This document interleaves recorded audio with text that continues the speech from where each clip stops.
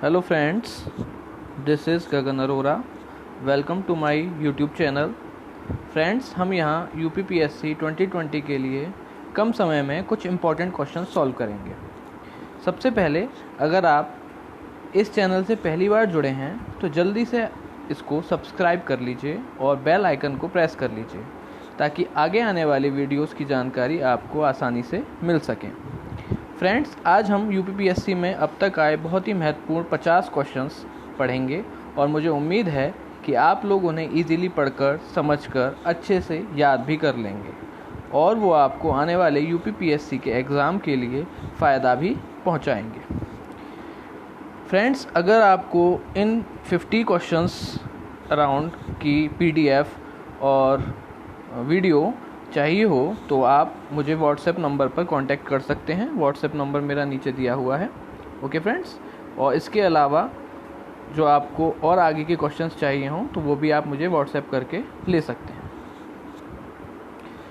चलिए friends, start करते हैं. पहला क्वेश्चन है, ग्रेफीन होता है. ग्रेफीन क्या होता है? ग्रेफीन एक कार्बन का नैनो प्रतिरूप है. ठीक है, बहुत स्मॉलर उसका एक प्रतिरूप है कार्बन का. ओके. क्वेश्चन नंबर 2, नीचे कुछ विद्युत चुंबकीय विकिरणों में से किसकी ऊर्जा अधिकतम होती है, ये पूछा गया है. ठीक है, जैसे अगर क्वेश्चन पेपर में आपको ये क ख ग घ 4 ऑप्शंस दिए गए हैं तो इसमें से अगर आपको पूछा जाए सबसे अधिकतम ऊर्जा किसकी होती है तो आप टिक करेंगे एक्स किरणों की. ठीक है, और इसके अलावा अगर आपको गामा भी ऑप्शन में दिया हुआ है तो सबसे पहले नोट कीजिए कि गामा जो है सबसे ज़्यादा अधिकतम ऊर्जा रखता है, गामा किरणें. उसके बाद आती हैं एक्स किरणें, इसलिए हमने उसको नंबर 2 पर दिया है ऑप्शन. और उसके बाद दृश्य प्रकाश जो का ऑप्शन में दिया गया है ये 3 नंबर पे आता है. आफ्टर दैट पराबैंगनी किरणें जिसे हम अल्ट्रावायलेट रेज भी कहते हैं 4 नंबर पे. ठीक है, और उसके बाद अवरक्त किरणें 5 नंबर पे रखा जाएगा इसे, जिसे हम इंफ्रारेड रेज भी कहते हैं. इंफ्रारेड रेज हमको आमतौर पे अपने टीवी के रिमोट वगैरह में देखने को मिल जाती हैं, इसलिए इनकी जो ऊर्जा होती है वो सबसे कम होती है इन पांचों के कंपैरिजन में. ठीक है फ्रेंड्स, क्वेश्चन नंबर 3 देखते हैं. अर्धचालक है, बहुत से ऑप्शन दिए होंगे, उसमें हमें देखना है कि सिलिकॉन है या नहीं, तो उसमें हम ऑप्शन टिक कर देंगे सिलिकॉन. ठीक है, अर्धचालक सिलिकॉन है. नंबर 4, हाथी गुम्फा का अभिलेख किस शासक के विषय में जानकारी स्रोत है? इसका आंसर है खारवेल. हाथी गुम्फा का अभिलेख जो खारवेल शासक था उसके विषय में जानकारी का स्रोत देता है. नंबर 5, किस गवर्नर जनरल ने कांग्रेस का अत्यधिक अल्पसंख्यक लोगों का प्रतिनिधित्व करने वाली कहकर उपहास किया था? यानी कि किस गवर्नर जनरल ने ये कहा था कि कांग्रेस जो है अत्यधिक अल्पसंख्यक लोगों का प्रतिनिधित्व करने वाली है. ठीक है, ये कहा था लॉर्ड डफरिन ने. किसने कहा था? लॉर्ड डफरिन ने. नंबर 6, किसे भंग नहीं किया जा सकता पर समाप्त किया जा सकता है? इसका आंसर है विधान परिषद, जिसे हम लेजिस्लेटिव काउंसिल के नाम से भी जानते हैं. इसे भंग नहीं किया जा सकता है पर समाप्त किया जा सकता है. ओके. क्वेश्चन नंबर 7, भारतीय संविधान सभा की अंतिम बैठक की सही तिथि बताइए. यानी कि जो भारतीय संविधान की जो सभा हुई थी उसकी अंतिम बैठक किस दिन हुई थी हमें ये बताना होगा इसमें. तो आप याद कर लीजिए 24 जनवरी 1950. ओके फ्रेंड्स, 24 जनवरी 1950 को इसकी अंतिम बैठक हुई थी भारतीय संविधान सभा की. क्वेश्चन नंबर 8, लोकसभा में केंद्र शासित क्षेत्रों का सर्वाधिक प्रतिनिधित्व कितना होता है? इसमें क्या है, इसने पूछा है हमसे लोकसभा में केंद्र शासित जो हमारे यूनिटरी टेरिटरीज़ हैं वो पूछा गया है. उसमें जो प्रतिनिधित्व होता है सर्वाधिक वो होता है 20. ठीक है, और अगर ओवरऑल देखा जाए मतलब सारे स्टेट्स मिलाकर तो वो बैठता है 530. यानी कि जितनी भी सीटें होती हैं लोकसभा की जो हमें पूरे इंडिया से मिलती हैं वो है 530, और सिर्फ यूनिटरी टेरिटरीज़ जो हैं हमारे केंद्र शासित प्रदेश हैं, क्षेत्र हैं, उसमें से हमें 20 सीटें मिलती हैं और 2 अन्य रहती हैं जो राष्ट्रपति के हाथ में होती हैं. क्वेश्चन नंबर 9 है, भारत में भाषा के आधार पर बना पहला राज्य कौन सा था? भारत में भाषा के आधार पर, यानी कि जो हमारे लैंग्वेज के अकॉर्डिंग हम देखा जाए, पहला राज्य था वो आंध्र प्रदेश। कौन सा था? Andhra Pradesh. Okay. Question number 10, सर्वप्रथम संसदात्मक सरकार किस देश में प्रारंभ की गई? सबसे पहले संसदात्मक सरकार किस देश में प्रारंभ की गई? तो इसका आंसर होगा ग्रेट ब्रिटेन, इसे हम यूके भी कहते हैं, यूनाइटेड किंगडम में। ओके। क्वेश्चन नंबर 11, भारत के संविधान में किस भाग में, भारत के संविधान के किस भाग में हम नागरिकता से संबंधित प्रावधानों को पाते हैं, यानी कि सिटीजनशिप किस में देखने को मिलती है हमें? उसका आंसर है भाग 2 में। ठीक है। और भाग 1 में हमें क्या देखने को मिलता है? केंद्र या राज्य से संबंधित जितनी भी हमारी चीज़ें रहती हैं। ओके। क्वेश्चन नंबर 12, भारतीय संविधान में भारत की आधिकारिक भाषा से जुड़े प्रावधानों में संसद संशोधन कर सकता है। क्या कर सकता है? अपने सदस्यों के साधारण बहुमत द्वारा। यानी कि वो कैसे संशोधित कर लेगा? उसके बस जो जितने भी सदस्य हों उसका साधारण बहुमत उसे चाहिए और वो भारतीय संविधान में आधिकारिक भाषा से जुड़े प्रावधान बदल सकता है। ठीक है। बिना अनुमति के कितने दिन संसद से उपस्थित रहने पर किसी सांसद को अयोग्य घोषित किया जा सकता है? यानी कि कोई सांसद है वो अगर बिना बताए अनुपस्थित रह रहा है तो उसे कितने दिन तक देखा जाएगा? 60 दिन तक। यानी कि 60 दिन तक अगर वो नहीं आता है उसके बाद उसे अयोग्य घोषित कर दिया जाएगा किसी भी सांसद को। क्वेश्चन नंबर 14, भारत में प्रत्यक्ष कर कोड किससे संबंधित है? प्रत्यक्ष कर कोड है हमारे आयकर से संबंधित, इनकम टैक्स से। ठीक है। किसे अशोक चंद्रा द्वारा भारत में आर्थिक मंत्री परिषद कहा गया? अशोक चंद्रा ने किसे भारत में आर्थिक मंत्री परिषद कहा था? योजना आयोग को, जो कि अब नहीं है, अब नीति आयोग बन चुका है। तो ये पुराने टाइम में प्लानिंग कमीशन जो था तो उसने अशोक चंद्रा में कहा गया था उसके द्वारा कि आर्थिक मंत्री परिषद योजना आयोग है। क्वेश्चन नंबर 16 देख लेते हैं। भारत में पंचवर्षीय योजनाओं में किसका मुख्य ध्येय समपोषणीय वृद्धि था? कौन सी ऐसी पंचवर्षीय योजना थी? 12वीं। ठीक है फ्रेंड्स, 12वीं पंचवर्षीय योजना का मुख्य ध्येय समपोषणीय वृद्धि था। नेक्स्ट क्वेश्चन, उत्तर प्रदेश की नदियों में कौन सी पर्यावरण प्रदूषण के कारण जैविक आपदा घोषित हो गई है? इसका आंसर है गोमती। यानी गोमती नदी जो है वो पर्यावरण प्रदूषण के कारण जैविक आपदा घोषित कर दी गई है, जो कि उत्तर प्रदेश में है। क्वेश्चन नंबर 18, कौन द्वितीयक प्रदूषक है? द्वितीयक प्रदूषक स्मोक। ये स्मोक और फॉग से मिलकर बना होता है। स्मोक आप जानते हैं धुआं, और फॉग जो होता है वो एक तरीके से कोहरा होता है, तो दोनों को मिलाकर वर्ड यूज़ किया गया है स्मोक। ये द्वितीयक प्रदूषक होता है। सबसे अधिक स्थिर पारिस्थितिकी तंत्र कौन सा है? सागरीय महासागर, जिसे हम मरीन या ओशन के नाम से जानते हैं इन इंग्लिश। ठीक है, ये क्या है? पारिस्थितिकीय तंत्र है, सबसे अधिक स्थिर। ठीक है, कोई भी सागर ही है या फिर महासागर। कौन मानव जनित जीवों का एक उदाहरण है? फसली भूमि। मानव जनित यानी कि मानव के द्वारा जनित की गई जीवों का एक उदाहरण क्या है? फसली भूमि। फसल जो है वो इंसान ही तो करता है भूमि पे। ठीक है। क्वेश्चन नंबर 21, विश्व जैव विविधता दिवस कब मनाया जाता है? सभी जानते हैं 22 मई 22 में। क्वेश्चन नंबर 22, कौन मृदा से संबंधित है? इडेफिक। ठीक है, इडेफिक जो है वर्ड है वो मिट्टी से रिलेटेड है। नंबर 23 क्वेश्चन में क्या कह रहा है? कौन स्ववासन संरक्षण रणनीति का उदाहरण नहीं है? वनस्पतिक बाग।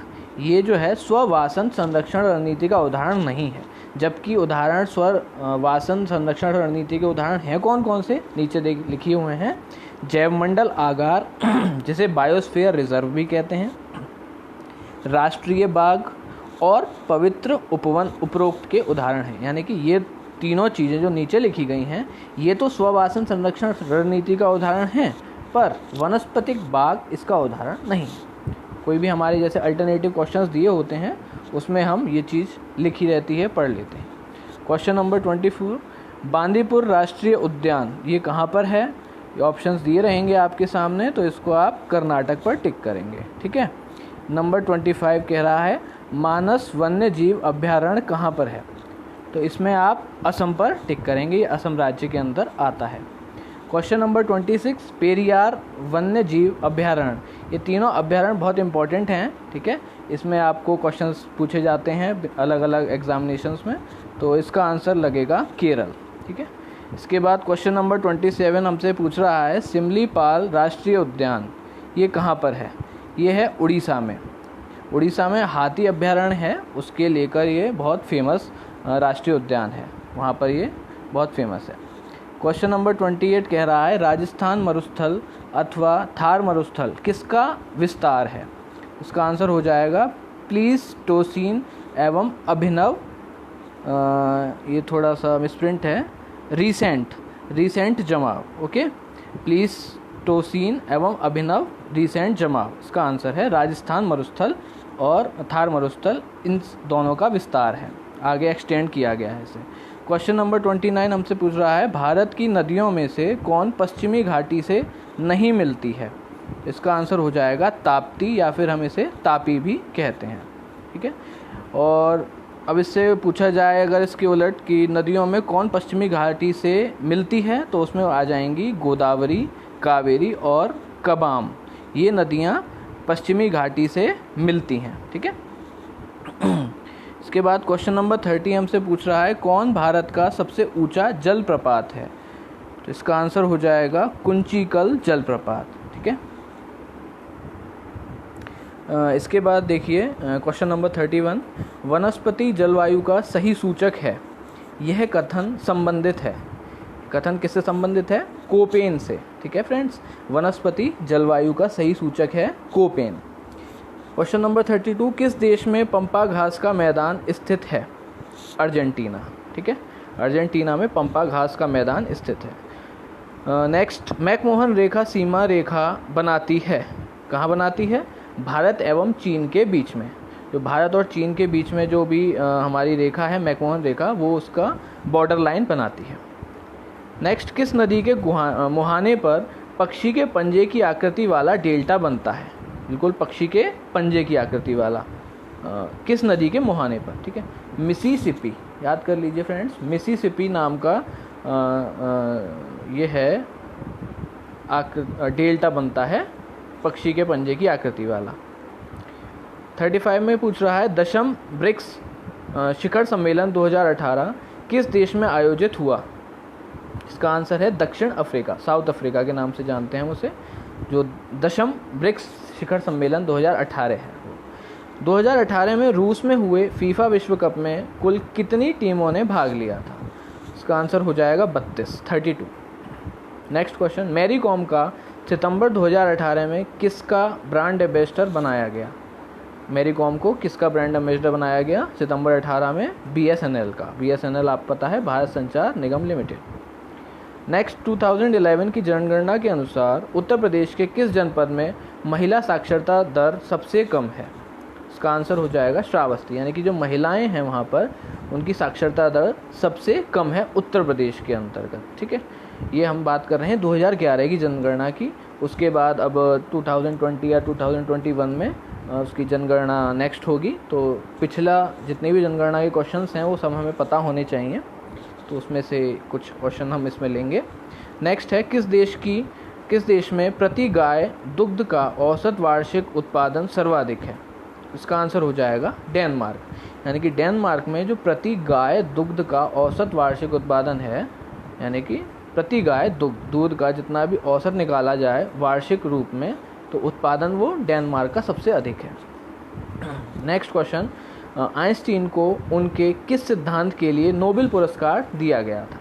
तो ये बहुत सभी को पता है, साइंस का क्वेश्चन है। प्रकाश विद्युत के सिद्धांत के लिए आइंस्टीन को नोबेल पुरस्कार दिया गया था। क्वेश्चन नंबर 41 क्या कह रहा है? भारतीय न्यायिक व्यवस्था में जब जनहित याचिका, जिसे हम पब्लिक इंटरेस्ट लिटिगेशन के नाम से जानते हैं, शॉर्ट में PIL भी कह देते हैं, को शामिल किया गया, ठीक है, उस समय भारत के मुख्य न्यायाधीश, ठीक है, चीफ जस्टिस ऑफ इंडिया कौन थे?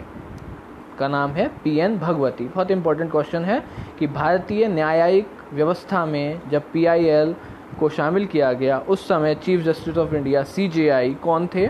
PN भगवती। क्वेश्चन नंबर 42, प्रधानमंत्री मोदी ने 11 मई 2018 को रामायण सर्किट की शुरुआत की। ठीक है, कहाँ पर किया है इसे? नेपाल में। ठीक है फ्रेंड्स, नेपाल में रामायण सर्किट की शुरुआत 11 मई 2018 को प्रधानमंत्री मोदी ने की थी। कौन लॉरेंज वक्र द्वारा मापा जाता है? किसे मापा जाता है? आय की विषमता को, यानी कि जितने भी हमारी इनकम से रिलेटेड चीज़ें हैं, क्या प्रोसेस है उसकी, गलत हो रही है, सही हो रही है, या क्या उसमें कमियां हैं, क्या उसमें विषमताएं हैं, ये सब नापा जाता है लॉरेंज वक्र के द्वारा। लॉरेंज जिसे हम वक्र कहते हैं। ठीक है, इसके बाद कौन सा जानवर बिना पानी पिए सबसे लंबी अवधि तक रह सकता है? कंगारू चूहा। ठीक है, सिर्फ कंगारू नहीं है, सिर्फ चूहा नहीं है, कंगारू चूहा एक पूरा एक नाम है ये। ठीक है, कौन सा जानवर बिना पानी पिए सबसे लंबी अवधि तक रह सकता है? कंगारू चूहा। नेक्स्ट क्वेश्चन, नॉर्मन बोरलॉग को किस क्षेत्र में नोबेल पुरस्कार प्रदान किया गया? ठीक है, इनको प्रदान किया गया है शांति के क्षेत्र में। बहुत इंपॉर्टेंट क्वेश्चन है, लगभग हर एग्जाम में आ जाता है। ढींग एक्सप्रेस क्या है? ढींग एक्सप्रेस हिमा दास का मुंह बोला नाम है। आपने सुना होगा, हिमा दास बहुत अच्छी खिलाड़ी हैं, उनका जो मुंह बोला नाम है वो ढींग एक्सप्रेस है, हिमा दास का। जुलाई 2018 में किसके द्वारा सल्फर वायु गुणवत्ता एवं मौसम पूर्वानुमान प्रणाली का उद्घाटन किया गया? किसके द्वारा किया गया? डॉक्टर हर्षवर्धन के द्वारा। ठीक है, नेक्स्ट, सुई चुभाने पर अंगों में से कौन सा दर्द महसूस नहीं करेगा? यानी कि कभी किसी भी जिस अंग पर हम सुई चुभाएं, और कौन सा ऐसा हमारे शरीर का अंग है जिसको दर्द महसूस नहीं होता? वो है मस्तिष्क। ठीक है, सुई चबाने पर अंगों में से कौन सा दर्द महसूस नहीं करेगा? मस्तिष्क हमारा दर्द महसूस नहीं करेगा, बाकी जिस अंग पर लगाया जाएगा वो सब दर्द महसूस करेंगे। फलों के मीठे स्वाद का कारण है फ्रक्टोज। क्यों होते हैं फल मीठे? क्योंकि उनके अंदर फ्रक्टोज होता है। Next and last question, LPG cylinder के रिसाव से उत्पन्न दुर्गंध किसकी होती है? यानी कि एलपीजी जो हमारे सिलेंडर होता है उसमें से अगर जो गैस निकलती है तो उत्पन्न जो दुर्गंध है वो किसकी होगी? इथाइल मरकैप्टन की। ठीक है, क्या होता है वो? इथाइल मरकैप्टन, जिसका साइंटिफिक नेम लिखा हुआ है, देखिए C2H6S। C2H6S ये होता है इसका साइंटिफिक नेम, मिथाइल मरकैप्टन का। ठीक है फ्रेंड्स, आज हमने ये 50 क्वेश्चंस कर लिए हैं। इससे आगे की आपको क्वेश्चंस चाहिए हो तो मेरे व्हाट्सएप नंबर पर कांटेक्ट कीजिएगा, और उससे आगे की हम वीडियो बनाकर आपको प्रोवाइड कराएंगे और PDF भी उसकी प्रोवाइड करेंगे। Thank you.